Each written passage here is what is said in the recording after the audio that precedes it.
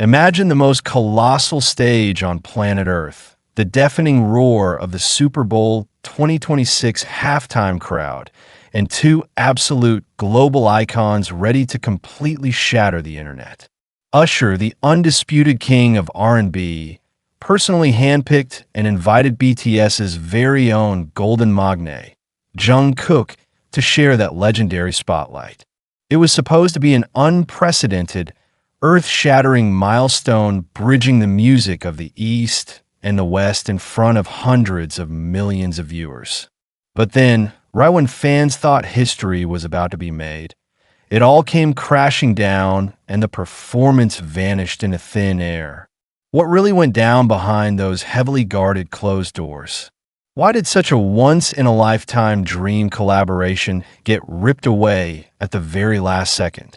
Was it simply an issue with brutal schedules, the strict reality of his military duties, or was there a much deeper, more heartbreaking reason hidden from the public eye? Brace yourselves, because we are about to peel back the curtain and uncover the raw, emotional, and untold truth behind one of the music industry's biggest modern mysteries. Are you ready to find out what really stopped Jungkook from taking over the Super Bowl? Number 7. The secret blueprint of a mega collaboration. Let us take a deep, investigative dive into the very genesis of this mind-blowing scenario, tracing it back to a specific time when the music industry was experiencing a monumental, seismic shift in its global landscape, setting the stage for what could have been the ultimate cultural phenomenon.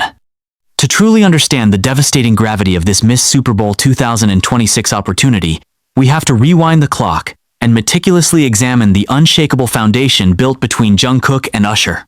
It all began with the electrifying release of Standing Next to You, the sensational, jaw-dropping hit from Jungkook's critically acclaimed solo album Golden, which didn't just casually break industry records, it absolutely obliterated them, dominating the notoriously competitive Billboard charts for weeks and proving beyond a shadow of a doubt that the golden Maknae was a bona fide, unstoppable global pop superstar in his own right, operating completely independent of the massive, world-conquering BTS machinery. When Usher, the undisputed pioneer and reigning king of modern R&B, officially jumped on the remix of that already legendary track, the entire world witnessed an incredibly rare, cross-generational alignment of immense musical prowess, where a seasoned veteran legend essentially passed the torch to the new, undisputed, reigning prince of pop. Their chemistry wasn't just artificially manufactured in a cold, sterile recording studio. It was intensely palpable, electric, and universally acknowledged by critics and fans alike. They danced together in perfectly synchronized harmony. They effortlessly matched each other's unmatched, soaring vocal energies, and a profound, unbreakable mutual respect was permanently forged in the intense fires of that high-profile collaboration. Usher, having already conquered the monumental, high-pressure environment of the Super Bowl halftime show in 2024 with a breathtaking, roller-skating, hit-packed spectacle that left the world speechless, knew exactly what kind of unprecedented psychological pressure and God-given, raw talent it takes to command that legendary stage in front of hundreds of millions of unforgiving viewers. So, when the elite planning committees and top-tier executives for the highly anticipated 2026 Super Bowl began aggressively brainstorming ways to top the cultural impacts of previous years, desperately seeking a transcendent moment that would shatter geographical boundaries and unite the entire world through the universal language of music. Usher, acting as a visionary consultant and a powerful, deeply respected advocate within the highest, most exclusive echelons of the industry, didn't hesitate for a single, fleeting second. He personally, and with fierce conviction, put Jeon Jungkook's name at the very top of the ultra-exclusive, highly guarded shortlist of potential co-headliners and special guest stars. This wasn't just a casual, passing recommendation dropped in an email. It was a deeply passionate, strategic, and meticulously calculated pitch to the NFL and Roc Nation executives, arguing relentlessly that bringing Jungkook onto the sacred Super Bowl turf would not only capture the massive, fiercely dedicated, and highly organized global army of K-pop fans, but also symbolize a historic, groundbreaking bridge between Western music royalty and the unstoppable, undeniable tidal wave of South Korean pop culture dominance.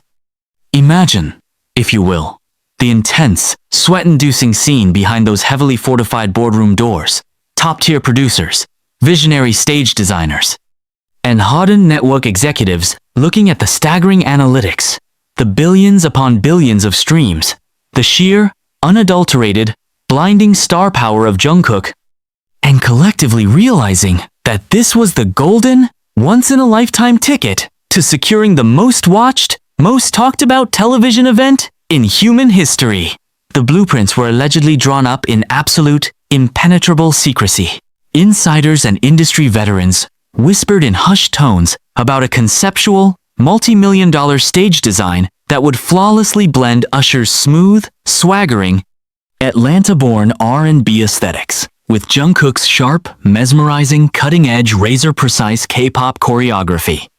There were incredibly detailed rumors of a massive, stadium-wide, synchronized light show mapped precisely to the intricate, pulsing beats of a totally revamped, high-octane mashup version of their greatest hits, designed to literally and metaphorically shake the concrete foundations of the stadium.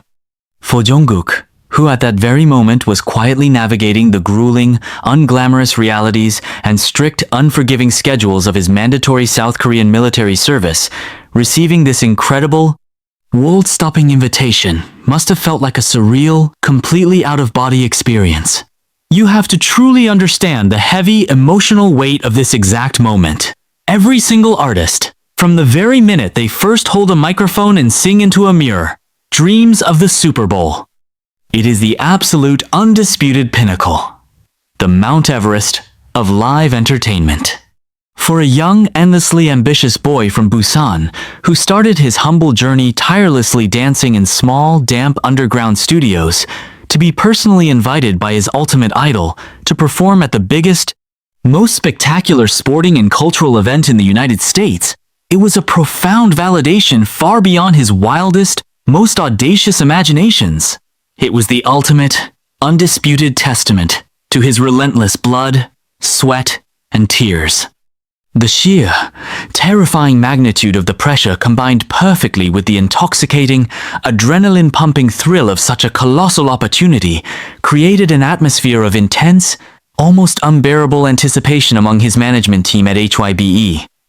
Endless, highly classified, late-night encrypted calls were frantically made across the Pacific Ocean, carefully navigating extreme time zone differences, desperately trying to meticulously map out a logistical, seemingly impossible miracle that could somehow perfectly align his strict, non-negotiable military discharge timeline, officially scheduled for June 2025.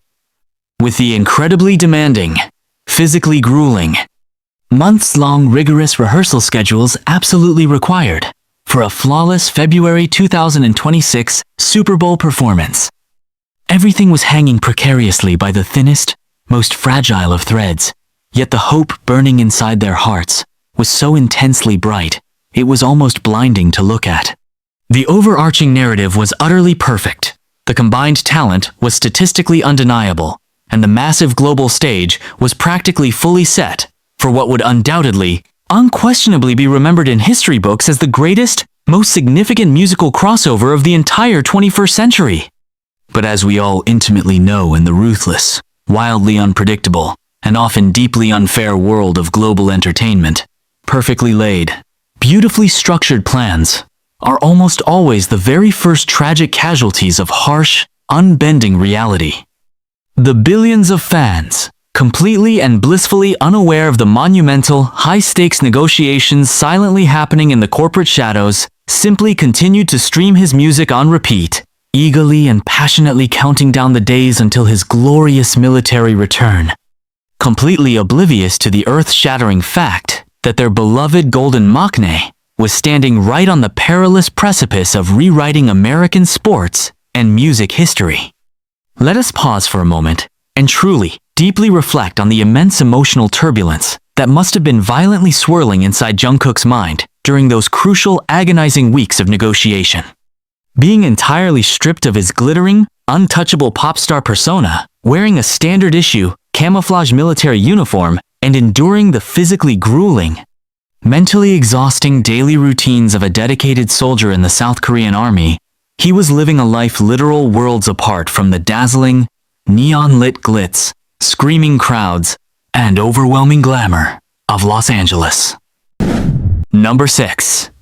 The unyielding ticking clock of duty and the Brotherhood's promise. To truly comprehend the sheer, devastating heartbreak and the colossal weight of the agonizing decision that ultimately forced Jungkook to firmly walk away from the dazzling, neon-lit promise of the 2026 Super Bowl halftime show, we must brutally strip away the glamorous illusions of pop superstardom and stare directly into the unforgiving, unyielding face of the calendar, a cruel master, strictly governed by two absolute, immovable forces: the rigid bureaucracy of the South Korean military, and the sacred, blood-bound promise of the BTS brotherhood.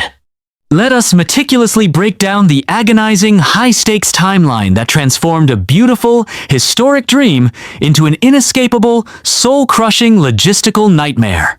Officially, Jeon Jungkook's mandatory military service, a rigorous, heavily regimented, and physically demanding period of patriotic duty required of all able-bodied South Korean men, was scheduled to finally conclude in June 2025. On paper, to the casual, uninformed observer sitting at home, an 8-month gap between his glorious military discharge and the highly anticipated February 2026 Super Bowl might seem like an absolute eternity, an abundance of time to casually stroll back into the state-of-the-art recording studio, easily shake off the rust, and quickly prepare for a standard 1-3-minute television performance. However, in the hyper-accelerated, intensely demanding, and meticulously calculated universe of top-tier global entertainment, and specifically within the hyper-perfectionist, multi-billion-dollar ecosystem of Hybe Corporation, 8 months is not an eternity. It is a terrifyingly brief, suffocatingly tight blink of an eye that leaves absolutely zero room for human error. You have to deeply understand and visualize the profound, jarring psychological and physical metamorphosis required to successfully transition from a disciplined, anonymous soldier back into a globally dominating, untouchable pop icon. For 18 grueling, unglamorous months, Jungkook's body had been fiercely conditioned for intense combat drills, exhausting marches through freezing weather, and the harsh, bare-bones realities of military barracks life. A lifestyle completely and utterly removed from the razor-sharp, lung-busting, ultra-precise choreography and the flawless, pristine vocal acrobatics demanded by a stage as colossal, unforgiving, and universally scrutinized as the Super Bowl. Reacclimating his heavily muscled, combat-trained body, his delicate vocal cords, and his highly sensitive artistic mind to the extreme, relentless pressure of being the golden Maknae would alone require several months of grueling, isolated physical rehabilitation, strict dietary overhauls, and intense, round-the-clock vocal training just to reach his previous baseline of perfection. But that daunting physical hurdle, as monumental and exhausting as it was merely a tiny, insignificant shadow compared to the massive, emotionally towering mountain standing directly and stubbornly in his path. The long-awaited, fiercely promised, and globally anticipated 2025 BTS full group reunion. We have to collectively rewind our memories to that incredibly tearful, emotionally devastating 2022 Festa dinner. A profoundly raw moment forever burned into the hearts of millions of armies worldwide, where 7 brothers, carrying the unimaginable, crushing weight of global pop dominance on their shoulders, openly wept as they announced their temporary hiatus to fulfill their national duties. During that heartbreaking, vulnerable broadcast, a solemn, unbreakable vow was made directly to their devoted fans and to each other. They would return, stronger, more united, and more explosive than ever before as a complete, unstoppable group of 7 in 2025. This wasn't just a casual PR statement thrown out by executives to artificially appease nervous investors. It was a deeply personal, sacred oath, forged in blood, sweat, and tears, over a decade of shared struggles. For Jungkook, a fiercely loyal and sensitive individual who has spent literally more than half of his entire life side by side with Namjoon, Jin, Yoongi, Hoseok, Jimin, and Taeyang, men he openly, genuinely considers to be his true family, his guiding mentors, and his ultimate safe harbor. This promise was an immovable, foundational pillar of his very existence. Now, vividly imagine the excruciating, soul-tearing conflict brewing silently and aggressively behind heavily guarded closed doors in the late months of 2024 and early 2025. On one side of the globe, in the sun-drenched offices of Los Angeles, the elite, high-powered executives of the NFL, Rock Nation, and the legendary Usher himself are holding the ultimate golden ticket, a confirmed, heavily negotiated co-headlining spot at the Super Bowl, a guaranteed, permanent induction into the elusive pantheon of Western music legends, and an unprecedented, historic opportunity to conquer the world entirely on his own solo terms, cementing his legacy as the greatest solo artist of his generation. They urgently needed an absolute, ironclad, legally binding commitment from his management, requiring Jungkook to immediately board a private jet out to Los Angeles the absolute second he dropped his military duffel bag, plunging him straight into months of highly secretive, physically grueling, non-stop solo rehearsals, endless costume fittings, and massive media blitzes spanning continuously through the autumn and winter of 2025. But on the exact opposite side of the globe, waiting patiently and eagerly in the familiar, comforting, yet intensely pressurized practice rooms of Seoul, were his 6 brothers. The master corporate blueprint for the historic BTS comeback. A massive, complex, multi-million-dollar global operation involving a highly anticipated, groundbreaking new studio album, intricately choreographed, high-budget music videos, and the aggressive, meticulous logistical planning of a record-breaking, stadium-shaking world tour required the absolute, undivided attention and the full, 100% physical and mental presence of every single member. The absolute second they were all finally discharged from their respective bases. If Jungkook, the crucial main vocalist, the magnetic center dancer, and the undeniable emotional core of the group were to accept this glittering Super Bowl invitation, he would essentially be forced to physically and mentally abandon his brothers during the most critical, vulnerable, and foundational months of their highly anticipated, desperately needed reunion. He would be trapped thousands of miles away in America, desperately trying to perfect his demanding solo routine under the watchful eye of Usher, while BTS attempted the impossible task of rebuilding their legendary telepathic synergy without their golden Maknae. The cold, hard corporate reality at HYB was equally brutal, unforgiving, and completely unyielding. The entire company's staggering financial projections, their volatile, heavily monitored stock prices, and the massive overarching Chapter 2 strategic roadmap were all completely, entirely, and precariously dependent on a swift, flawless, and deeply unified OT7 return to the global market. A massive, time-consuming solo detour by their youngest, most popular member. No matter how historically significant, wildly prestigious, or culturally groundbreaking it was, threatened to completely derail the meticulously constructed timeline, potentially pushing the group's highly anticipated comeback deep into late 2026, or even 2027. Such a catastrophic delay would undoubtedly cause mass, uncontrollable panic among powerful shareholders, trigger a massive media fallout, and result in agonizing, unbearable heartbreak for millions of fiercely dedicated fans who had already waited patiently through years of tearful, lonely military farewells. Jungkook was agonizingly trapped in an impossible, terrifying paradox.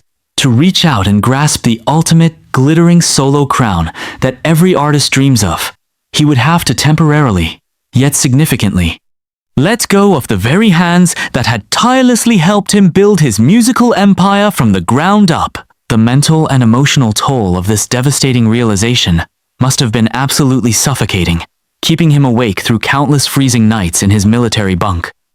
He is a young man who famously, permanently tattooed the word ARMY and the BTS shield across his knuckles, a physical, lifelong declaration of exactly where his true loyalties, his deepest love, and his ultimate priorities reside. How could he possibly stand victorious under the blinding, deafening lights of an American stadium, soaking in the overwhelming adulation of 100 million strangers, knowing full well that his brothers were back in Seoul, sweating profusely in the practice room without him, anxiously waiting for him to finally fulfill a deeply emotional promise made through heavy tears years ago? It was a brutal, silent clash of titans occurring entirely within his own soul. The ultimate, blinding personal ambition violently colliding with the ultimate, unwavering familial loyalty. Ultimately, when the heavy, final deadline aggressively approached, and the high-powered lawyers and frantic executives demanded a final, legally binding answer, Jungkook looked at the glittering, historic solo path laid out before him, deeply, profusely, and respectfully thanked Usher for his incredible mentorship, his unwavering belief, and his monumental offer. And then, quietly, resolutely turned his back on the biggest, most coveted stage in the entire world. He chose instead, without a single moment of hesitation, to walk right back into that familiar, sweat-stained practice room, to stand shoulder to shoulder with the 6 men who raised him, protecting the legacy of BTS above his own individual glory. Number 5. The hidden emotional fallout and the hyperdrive of perfection. To truly grasp the profound, invisible shockwaves that intensely rippled through Jungkook's psyche in the immediate, silent aftermath of turning down the 2026 Super Bowl, we have to deeply understand the terrifying psychological mechanics of a true, obsessive perfectionist who has just deliberately, painfully swallowed his own colossal ambition for the greater good of his chosen family. On the glittering surface, entirely visible to the frantic media and the millions of eagerly waiting fans, everything appeared absolutely, flawlessly perfect. The golden Maknae had finally, gloriously returned from his grueling military service in June 2025. The highly anticipated, deeply emotional OT7 reunion photos had completely, instantaneously shattered every known internet record. And the massive, heavily fortified corporate machinery at HYBE was aggressively roaring back to life, meticulously preparing for the legendary 2026 comeback. The official narrative, carefully crafted by top-tier PR executives and eagerly consumed by the public, was a beautifully orchestrated, deeply moving story of unbreakable brotherhood and a joyous, triumphant return to absolute global dominance. However, behind the heavily soundproofed, aggressively guarded doors of their exclusive practice studios, a completely different, intensely private, and quietly terrifying narrative was beginning to rapidly unfold. A narrative completely driven by an internal suffocating pressure that Jungkook had secretly, unknowingly placed entirely upon his own shoulders. You must vividly imagine the immense, crushing psychological burden he was silently carrying every single day. By consciously, agonizingly choosing to walk away from the historic, unprecedented opportunity of the Super Bowl, a massive, glittering stage that would have permanently, undeniably cemented his status as the undisputed, solitary king of pop for a new generation. He essentially, internally reasoned that this monumental historic sacrifice was only truly justified if, and strictly if, the upcoming BTS 2026 comeback was not just a massive success, but an absolute, undeniable, flawless masterpiece that completely transcended anything they had ever achieved in their entire, record-breaking, decade-long career. He deeply, internally believed that he owed it to his 6 brothers. He passionately believed that he owed it to the millions of incredibly patient, dedicated armies who had faithfully waited for years. And most terrifyingly of all, he ruthlessly believed that he owed it to himself to mathematically prove that he had definitively made the absolute correct choice in turning down Usher's historic invitation. This massive, unspoken internal pressure didn't just manifest as standard, everyday nervousness. It rapidly mutated into a terrifying, almost self-destructive hyperdrive of absolute, unrelenting perfectionism that quickly began to intensely worry everyone around him, even his hardened, industry veteran managers. The grueling, lung-busting dance practices, which for any normal group would officially conclude after a brutal 8 or 10 hours, would abruptly stretch deep into the dark, silent, early hours of the morning solely because Jungkook simply, stubbornly refused to leave the studio until his movements were entirely, mathematically flawless. The exhausted choreographers, and even his incredibly dedicated members, would practically have to violently drag him away from the wall-to-wall mirrors, constantly reminding him that his body, still quietly adjusting and healing from 18 months of rigid military physical conditioning, absolutely needed desperately vital rest. But for Jungkook, who was silently haunted by the glittering ghost of the massive unplayed Super Bowl performance, mere rest felt agonizingly exactly like completely unforgivable failure. He practically lived, breathed, and slept in the recording booth, relentlessly, obsessively forcing the frustrated producers to let him continuously re-record single, tiny vocal runs 20, 30, even 40 times, desperately chasing an impossible, phantom note of pure sonic perfection that likely only his incredibly sensitive, highly trained ears could even vaguely distinguish. The immense, unspoken tension within the group quietly began to slowly, tangibly rise, not out of any petty, childish anger or bruised egos, but out of a deep, profound, and desperate sibling concern for their youngest member, whom they could clearly see was slowly, methodically running himself completely, dangerously into the ground. Namjoon, the fiercely observant and deeply empathetic leader, would reportedly quietly sit in the dark, empty corners of the studio for hours, just silently watching Jungkook frantically push himself past every known physical limit, deeply understanding exactly the silent, emotional demons his younger brother was fiercely battling, yet struggling to find the exact, perfect words to carefully, gently intervene without completely shattering Jungkook's fragile, hyper-focused momentum. Jimin, his incredibly close lifelong confidant, would constantly, quietly, leave hot meals and soothing vitamins by the studio door, silently communicating a deep, profound love and support when words felt entirely inadequate.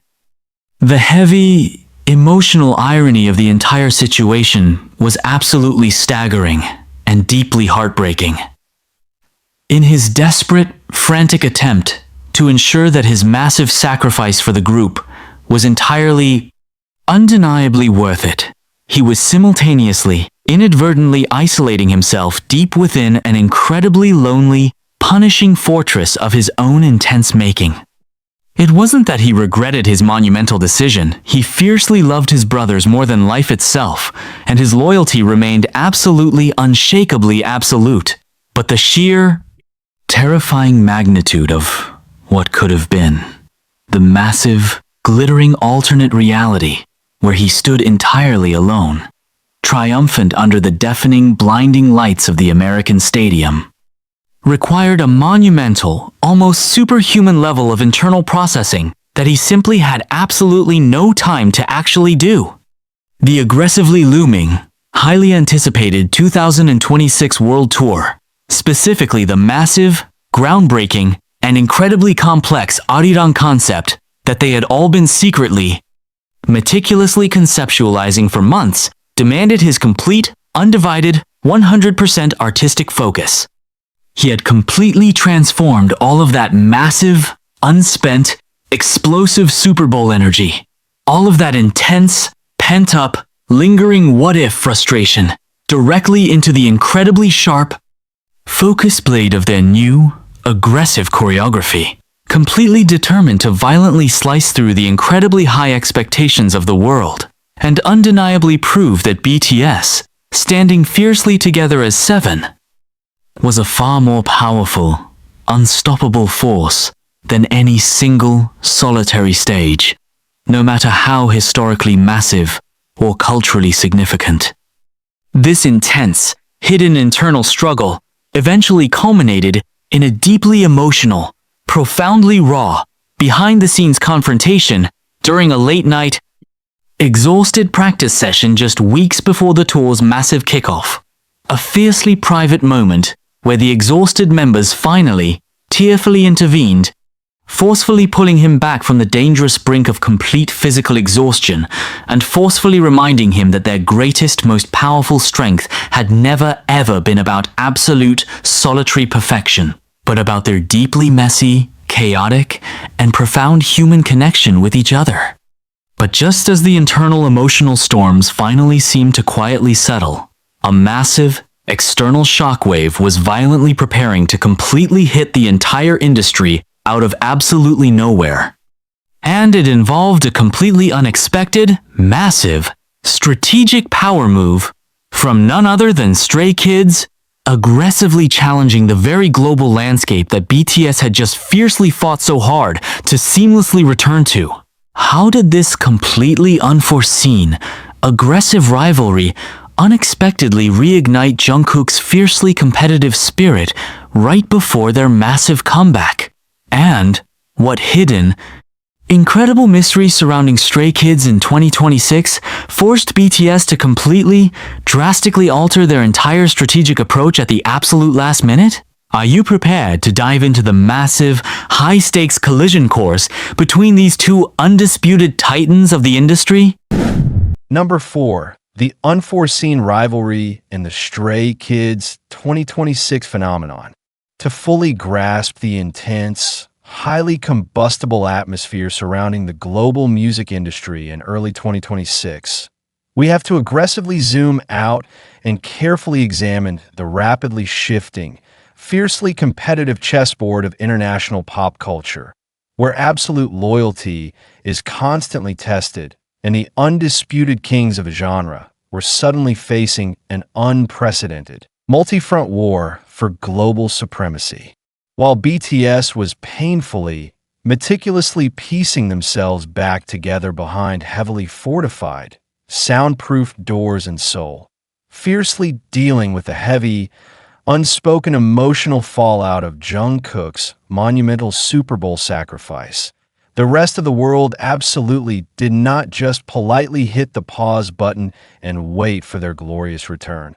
Instead, a new, violently aggressive wave of immense talent had surged forward to ruthlessly claim the massive, gaping void left by their temporary military hiatus.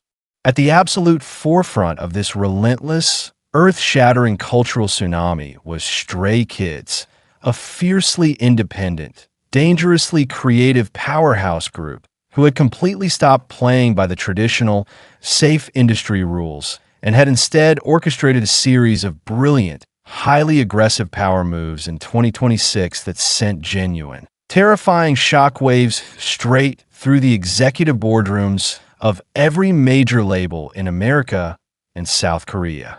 We are talking about the infamous, heavily debated top mysteries of Stray Kids in 2026. A highly calculated, brilliant string of cryptic, midnight guerrilla drops, massive, sudden stadium lockouts across the United States without a single traditional PR announcement, and a heavily guarded, mysterious sonic evolution that completely hijacked the international algorithms and utterly dominated the very same American target market that BTS had painstakingly built over a grueling decade. For Jungkook, a man whose entire artistic engine was currently running purely on the highly volatile, explosive fuel of a sacrificed Super Bowl dream. Watching this massive, undeniable Stray Kids phenomenon unfold from the quiet isolation of his practice room was absolutely not a source of bitter jealousy, but rather a violent, electrifying spark that instantly ignited an entirely new, terrifying level of relentless competitive fire deep within his soul. He inherently understood, with razor-sharp clarity, that his heartbreaking decision to walk away from Usher's historic invitation meant absolutely nothing if BTS merely returned to the scene. They had to aggressively, violently reclaim their throne with a level of unprecedented, undeniable dominance that would completely silence any lingering doubts and permanently reestablish their unquestionable hierarchy in the global pantheon. This intense, boiling rivalry forced the elite management at HYBE into a frantic, high-stakes strategic pivot, completely tearing up their safe, predictable comeback blueprints and forcing them to boldly conceptualize what would eventually become the legendary, emotionally devastating Arirang World Tour 2026. This wasn't just going to be another standard, high-budget victory lap filled with shiny, explosive pyrotechnics. This massive tour was meticulously, brilliantly designed to be a profound, deeply vulnerable, and shockingly raw narrative experience, built entirely around the heartbreaking, tear-inducing confessions of the 7 members desperately missing each other during their agonizingly long separation. They knew, with absolute certainty, that they couldn't simply out-spectacle the aggressive, youthful, mysterious energy of groups like Stray Kids, so they actively chose to out-emotion them, planning a massive, unprecedented tour surprise that would violently tug at the heartstrings of millions, creating a deep, unbreakable psychological bond with the audience that no flashy, cryptic marketing campaign could ever hope to touch. But even with this incredibly powerful, emotionally resonant world tour carefully planned, the massive, glaring elephant in the room still remained. How on earth were they going to completely dominate the notoriously difficult, highly lucrative American market and achieve that massive, viral, culturally transcendent moment that Jungkook had painfully sacrificed when he let the Super Bowl slip through his fingers?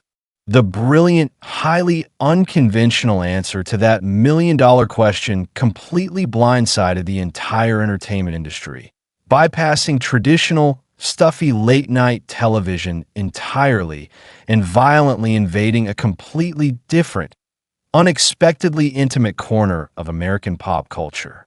Realizing that the modern, highly cynical internet audience craved absolute, unfiltered authenticity far more than heavily choreographed, sterile stadium perfection, the mastermind PR strategist for the group aggressively pivoted and booked the absolute last thing anyone ever expected, a chaotic, completely unscripted, and physically grueling appearance on the notoriously brutal YouTube interview show Hot Ones. They correctly gambled that seeing the biggest, most untouchable pop stars on the planet sweating profusely, shedding genuine tears of agony, and completely losing their highly polished composure over incredibly spicy wings would brutally humanize them in a way that a distant 13-minute Super Bowl performance simply never could. The resulting video, entirely stripped of any glamorous illusions, absolutely shattered every single existing metric, instantly setting a massive, historical new record for concurrent viewership and completely crashing servers, proving beyond a shadow of a doubt that they still firmly held the absolute, undisputed power to completely break the internet at a moment's notice. It was a brilliant rogue, deeply chaotic masterstroke of a PR move, heavily championed by massive, fiercely dedicated fan networks and prominent independent media channels like the BTS News Network, and wildly circulated across highly active BTS daily US fan pages, successfully generating the exact kind of massive, inescapable, cross-cultural American hype that completely erased any lingering regrets about the missed halftime show. Yet in the immediate chaotic aftermath of that massive, record-breaking viral explosion, as the group confidently prepared to finally step onto the first massive stage of their deeply emotional Arirang World Tour, a completely new, unforeseen, and highly dangerous physical complication suddenly reared its ugly head, violently threatening to completely derail the entire operation before the first note was even sung. What terrifying, unexpected crisis suddenly struck Jungkook during the absolute final, critical hours of their grueling dress rehearsal, completely paralyzing the entire crew and violently forcing the members to face the very real, terrifying possibility that their long-awaited, fiercely promised reunion might actually be fundamentally broken. Are you completely prepared to uncover the shocking, highly guarded medical emergency that almost permanently silenced the golden Maknae right at the glorious finish line? Number 3, the midnight collapse and the voice that vanished. To truly grasp the sheer, heart-stopping terror of what transpired in those absolute final, suffocatingly tense hours leading up to the grand opening of the historic 2026 Arirang World Tour, we have to pull back the heavy velvet curtains and expose the brutal, often dangerous physical realities that secretly govern the upper echelons of the multi-billion-dollar K-pop industry. A ruthless machine where human bodies are constantly pushed miles beyond their natural breaking points. Imagine the scene. It is 2 a.m. inside a massive, cavernous, high-tech stadium in Seoul, completely devoid of cheering fans but buzzing with the frantic, highly caffeinated energy of hundreds of panicked crew members, brilliant lighting technicians, and sleep-deprived directors desperately running through the absolute final, crucial dress rehearsal. The air inside the dome is thick, heavy, and artificially cold. Yet the 7 members of BTS are absolutely drenched in sweat, aggressively pushing their bodies through the emotionally devastating, physically grueling climax of their newly revamped, highly conceptual set list, an intensely demanding sequence meticulously designed to permanently cement their glorious return to the throne. Jungkook, carrying the massive, invisible psychological weight of his heavily guarded Super Bowl sacrifice and entirely fueled by months of a dangerous, self-imposed hyperdrive of unrelenting perfectionism, was standing dead center stage under a blinding, isolated spotlight, preparing to execute a notoriously difficult, lung-busting high note that was meant to be the emotional anchor of the entire concert. But right at the exact critical millisecond where his voice was supposed to soar effortlessly into the rafters, completely shattering the silence of the arena, something went horrifyingly, terribly wrong. Instead of a powerful, crystalline vocal run, what erupted from the microphone was a sudden, agonizing, and terrifyingly hollow crack, followed immediately by a sharp, breathless gasp that echoed violently through the massive stadium speakers, sending an instant, paralyzing chill straight down the spines of every single person present. Before anyone could even fully process the terrifying sound, the absolute unthinkable happened. Jungkook, the unstoppable golden Maknae, the man renowned globally for his ironclad stamina and terrifyingly perfect physical conditioning, suddenly crumbled, his legs completely giving out beneath him as he violently collapsed onto the hard, cold surface of the stage, the heavy, expensive microphone slipping from his trembling fingers and hitting the floor with a deafening, sickening thud.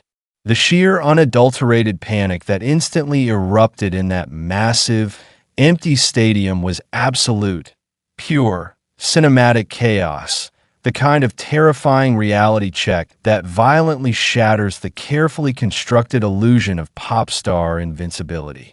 The stadium's massive sound system was abruptly, violently cut off, plunging the arena into a heavy, suffocating silence that was only broken by the frantic, echoing screams of their longtime manager and the heavy, desperate footsteps of the emergency medical team sprinting frantically up the stage stairs with their heavy trauma kits.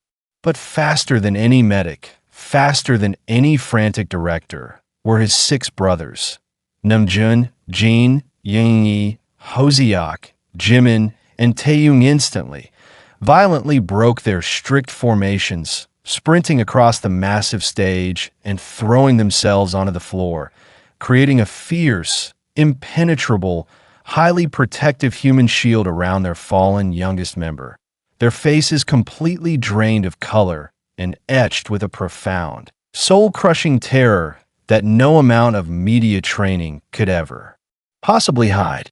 As the paramedics frantically checked his vitals under the harsh, unforgiving glare of the stadium work lights, the terrifying, highly guarded medical verdict was swiftly and brutally delivered to the frantic executives. Severe, acute vocal cord inflammation directly compounded by extreme, dangerous levels of physical and nervous exhaustion. The brilliant, highly paid specialist rushed directly to the stadium, bluntly informed the trembling management team that if Jungkook had attempted to push his voice even a fraction further, or if he stubbornly attempted to perform the grueling 3-hour set list the following night without absolute, immediate medical intervention and complete rest, he risked permanently, irreparably destroying his vocal cords, essentially ending his legendary singing career forever in a single, tragic night. When Jungkook finally, groggily regained full consciousness in the sterile, heavily guarded backstage medical suite, hooked up to an 4 drip and surrounded by the tear-stained, deeply exhausted faces of his brothers, the crushing, unbearable irony of his entire situation hit him with the devastating, unstoppable force of a runaway freight train. He had intentionally, painfully sacrificed the glittering, historic opportunity of the American Super Bowl specifically to protect the grand, flawless illusion of this highly anticipated BTS comeback. Yet his terrifyingly obsessive drive to mathematically validate that heartbreaking sacrifice had literally, physically broken his own body, ironically threatening to completely sabotage the very reunion he had given up the world to protect. This terrifying, silent midnight collapse entirely recontextualized the massive Super Bowl mystery. If he had actually accepted Usher's historic invitation, forcing his already exhausted, post-military body to simultaneously fly back and forth across the Pacific Ocean, frantically juggling brutal NFL rehearsals in Los Angeles with intense BTS tour preparations in Seoul. His physical collapse wouldn't have just happened quietly in a dark, empty rehearsal dome. It would have violently, tragically, happened live, right on the 50-yard line, completely broadcasting a catastrophic, career-ending medical failure to hundreds of millions of unforgiving viewers worldwide.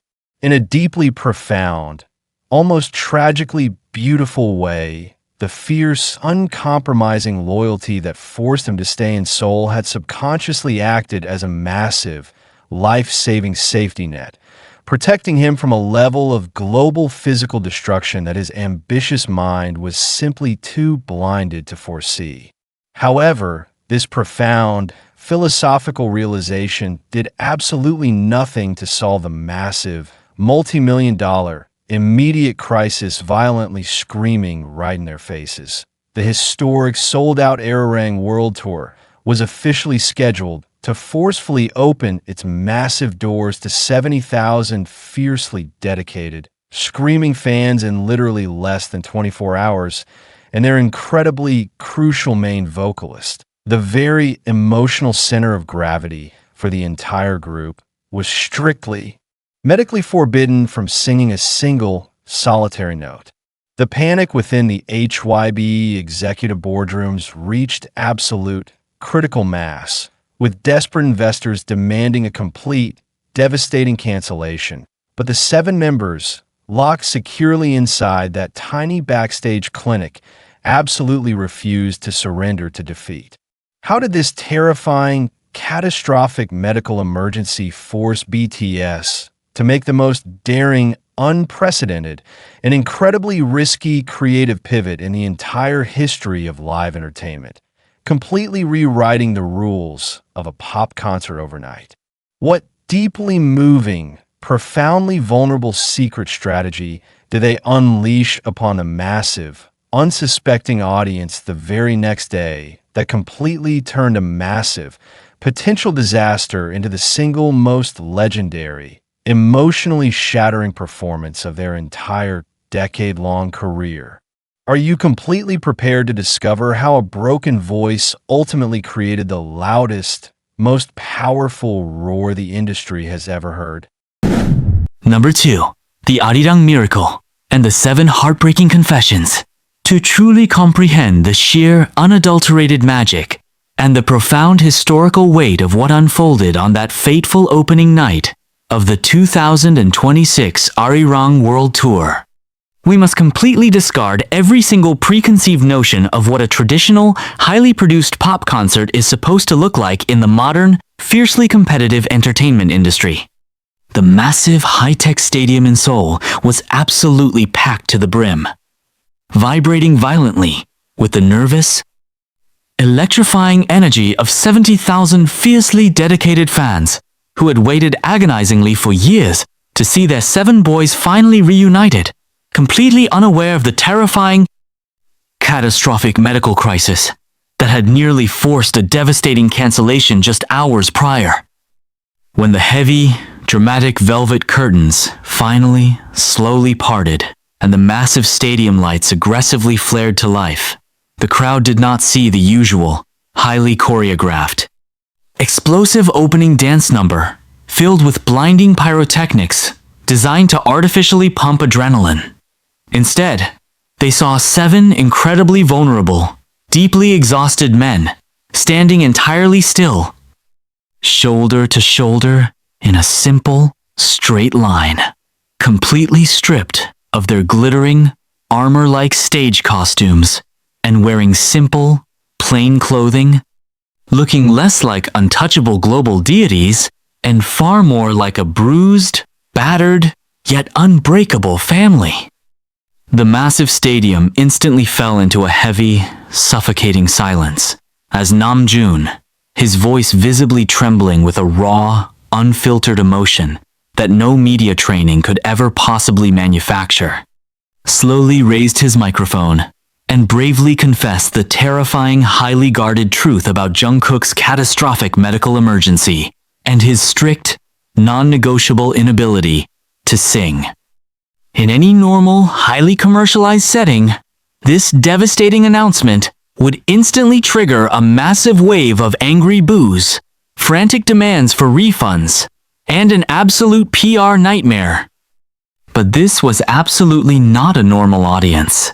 This was a deeply forged, decade-long symbiotic relationship. And what happened next completely, fundamentally rewrote the absolute core definition of live entertainment forever.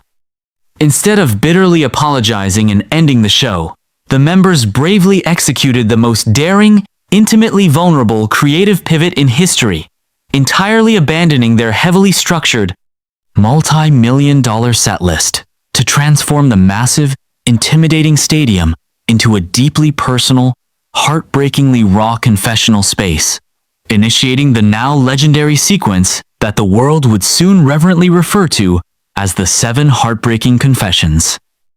One by one, under the harsh, unforgiving glare of a single, solitary spotlight, each member stepped forward and completely shattered the flawless, manufactured idol illusion, openly and violently sobbing as they confessed the deep, agonizing psychological torture of their long, lonely military separations, admitting to terrifying, sleepless nights filled with crippling doubts, profound loneliness, and the genuine, terrifying fear that they might never be able to successfully recapture their legendary synergy in a rapidly changing musical landscape, recently dominated by aggressive new rivals like Stray Kids. Jimin tearfully admitted to frantically calling the other members in the dead of night just to hear their voices, because the deafening silence of his barracks was literally driving him to the absolute brink of insanity. Yoongi, normally the stoic, unbreakable rock of the group, completely broke down as he confessed that he had entirely lost his passion for producing music during the hiatus until he finally saw them all sitting together again in a single, familiar room.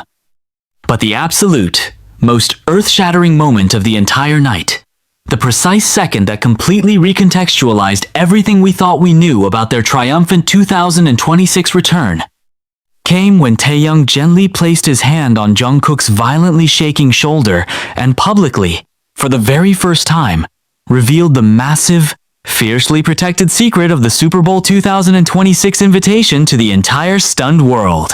He tearfully, passionately explained to the 70,000 gasping fans how their incredibly talented, endlessly ambitious youngest brother had been personally handed the ultimate, glittering solo crown by Usher himself, the absolute pinnacle of global musical achievement, yet had silently, painfully thrown it all completely away without a single moment of hesitation, solely because he absolutely refused to let his brothers face the immense, terrifying pressure of their highly anticipated comeback without him.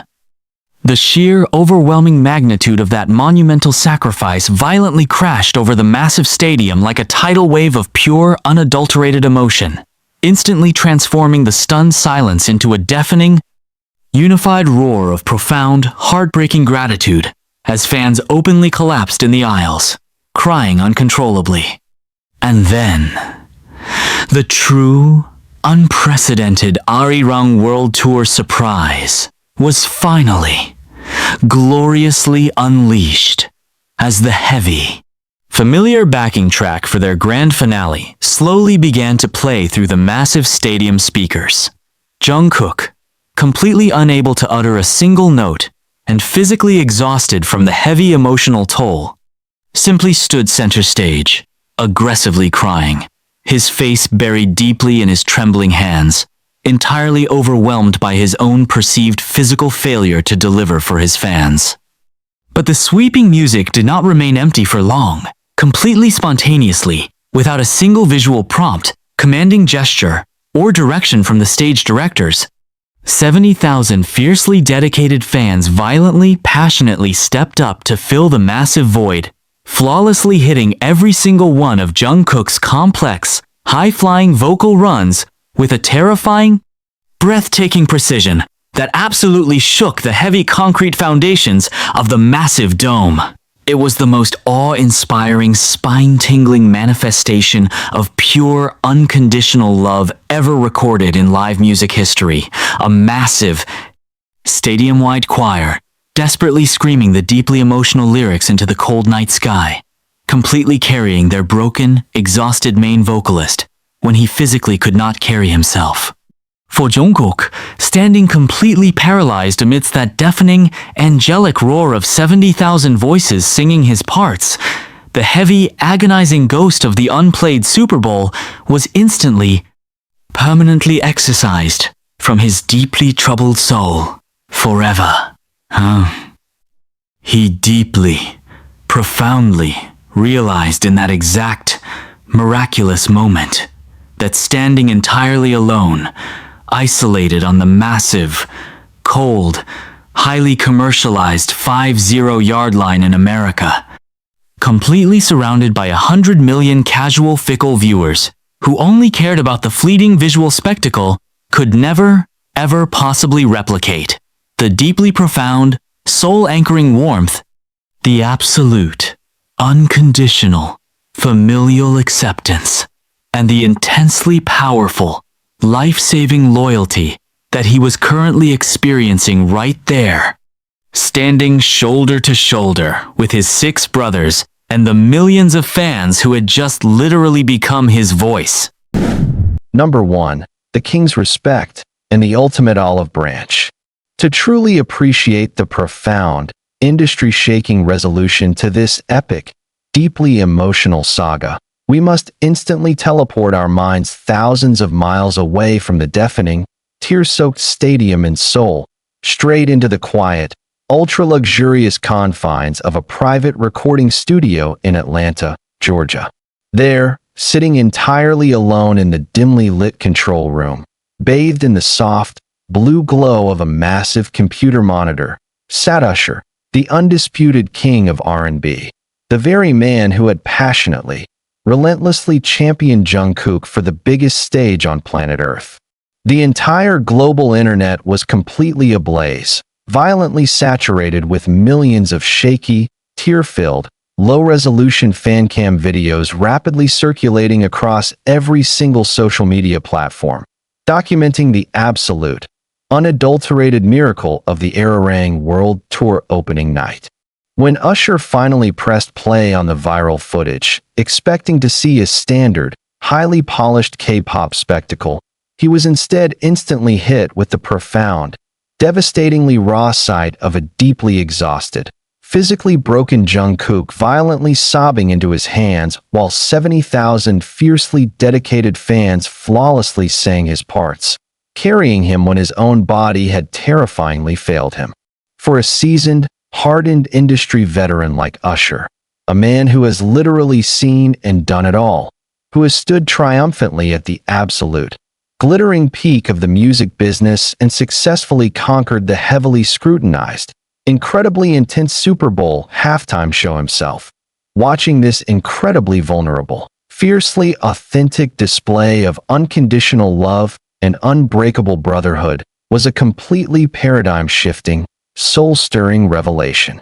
You have to deeply understand the harsh, incredibly cynical reality of the Western music industry. It is a cutthroat, highly individualized machine completely obsessed with singular, solitary superstars violently clawing their way to the absolute top, often leaving a massive, tragic trail of broken relationships and sacrificed friendships in their relentless wake.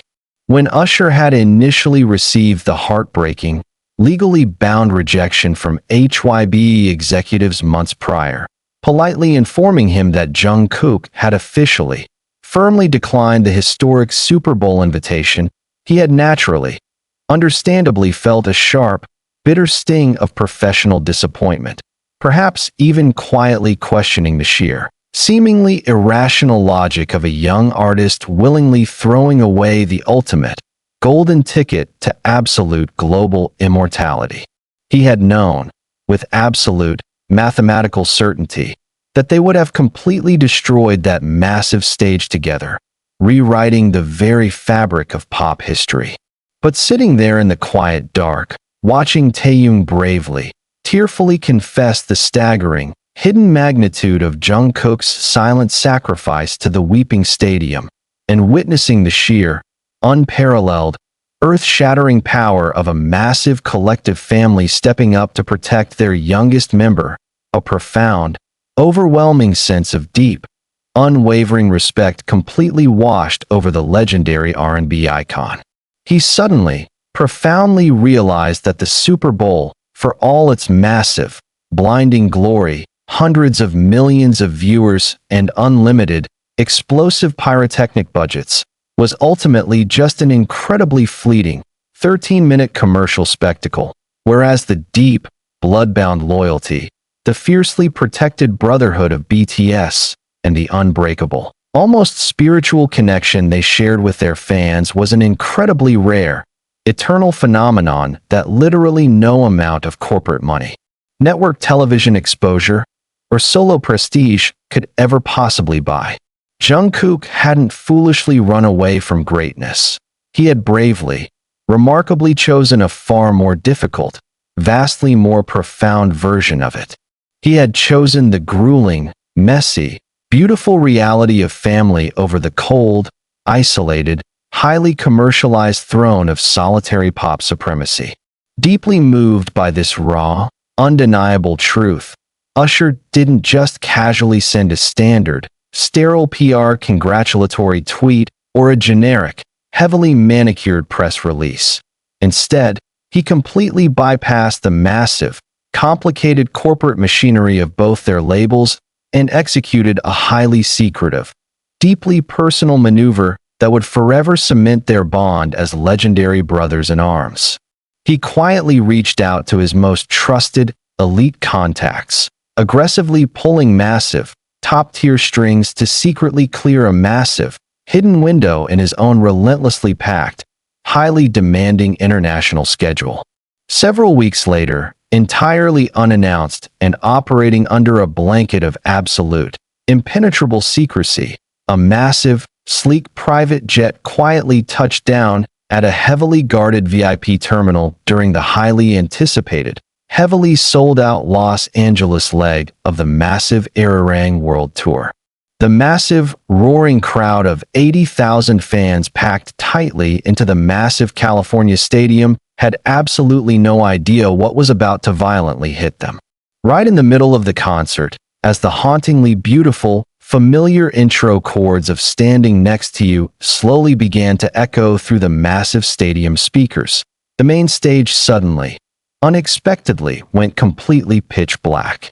The deafening, confusing silence was abruptly, violently shattered by a single, familiar, smooth vocal run echoing from a hidden microphone, instantly sending a massive, electrifying shockwave of pure, unadulterated adrenaline straight through the stadium. When the massive, blinding spotlights aggressively snapped back on, revealing Usher standing right there, shoulder to shoulder with a deeply shocked, overwhelmingly emotional Jungkook, the sheer, catastrophic volume of the crowd screaming literally triggered localized seismic activity monitors. It was the ultimate, breathtaking surprise, a massive, unspoken visual validation from the very top of the music industry. But the most beautiful, profoundly poetic moment didn't happen during the explosive, flawlessly executed dance break. It happened in the quiet, lingering seconds right after the song spectacularly ended. As the deafening, earth-shattering applause violently rained down upon them, Usher didn't immediately play to the massive cameras or soak in the blinding solo spotlight. Instead, he turned directly to Jungkook, pulled him into a massive, deep, fiercely protective embrace, and then, completely unprompted, turned to Namjoon, Jeon, Jungkook, Hoseok, Jimin, and Taeyong, warmly embracing each and every single one of them, publicly and undeniably acknowledging the entire group. He grabbed a microphone, and his voice echoing powerfully through the massive, stunned stadium, looked directly at the 70,000 screaming fans and simply said, "You all have something out here that money can't buy and stadiums can't hold. Protect this family forever." It was the absolute, perfect, profoundly beautiful closure to the greatest what-if story in modern pop history. The Super Bowl would always remain a glittering, massive footnote, a fascinating, highly debated alternate reality fiercely discussed in countless online forums and YouTube documentaries. But the real, undeniable, earth-shattering history wasn't made on a perfectly manicured football field in front of a massive, distracted television audience. It was forged in the quiet, grueling sacrifices of the practice room, in the terrifying, vulnerable midnight collapse, and ultimately, in the deafening, miraculous roar of 70,000 fans seamlessly becoming the voice of a broken singer.